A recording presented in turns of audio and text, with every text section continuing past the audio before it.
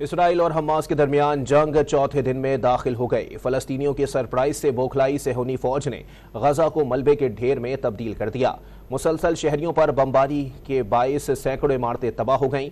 اسرائیلی بمباری سے سینکڑوں بچوں سمیت 700 سے زائد فلسطینی شہید اور ہزاروں زخمی ہو گئے۔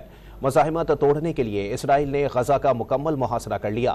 شہر کو پانی، بجلی، گیس اور غذائی اشیاء کی فراہمی بند کر دی۔ حماس نے دھمکی دی ہے کہ اسرائیل نے حملے نہ روکے تو ایک ایک کر کے یرغمالیوں کو موت کی نیند سلا دیا جائے گا۔ حماس کے حملوں میں مارے گئے اسرائیلیوں کی تعداد 1100 سے تجاوز کر چکی ہے۔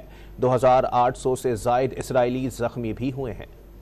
اسرائیل نے فلسطینیوں کے خلاف مظالم کی انتہا کر دی۔ بوکھلاہٹ کا شکار اسرائیل ذہنی توازن کھو بیٹھا۔ مسلسل چوتھے روز غزہ پر بمباری کر دی۔ عمارتیں ملبے کا ڈھیر بن گئیں، گاڑیاں تباہ ہو گئیں۔ علاقے میں قیامت کا سما۔ بچوں کی چیخو پکار نے دل دہلا دیے۔ اپنے بچوں کو شدید زخمی حالت میں تڑپتا دیکھ کر فلسطینی ماں کا کلیجہ چھلنی ہو گیا۔ اسرائیل نے غزہ کا مکمل محاصرہ کرتے ہوئے پانی، بجلی اور گیس بند کر دی، جس سے انسانی بحران جنم لینے لگا۔ غزہ کے مکمل محاصرے پر اقوام متحدہ کے سیکرٹری جنرل انطونیو گوتریس نے تشویش کا اظہار کیا ہے۔ انہوں نے عالمی برادری سے فوری انسانی امداد کے لیے آگے آنے کی اپیل کی۔ دوسری جانب حزب اللہ نے اسرائیلی سرحد پر فوجی چوکیوں کو راکٹوں سے نشانہ بنایا۔ فوجی چوکیوں پر حملہ لبنان پر حملے کے جواب میں کیا گیا، جبکہ حماس کے خود ساختہ سسٹم کے سامنے دنیا کا بہترین دفاعی سسٹم بھی ناکام ہو گیا۔ مزاحمتی تنظیم نے اسرائیل کے F-16 طیاروں کو بھی نشانہ بنایا۔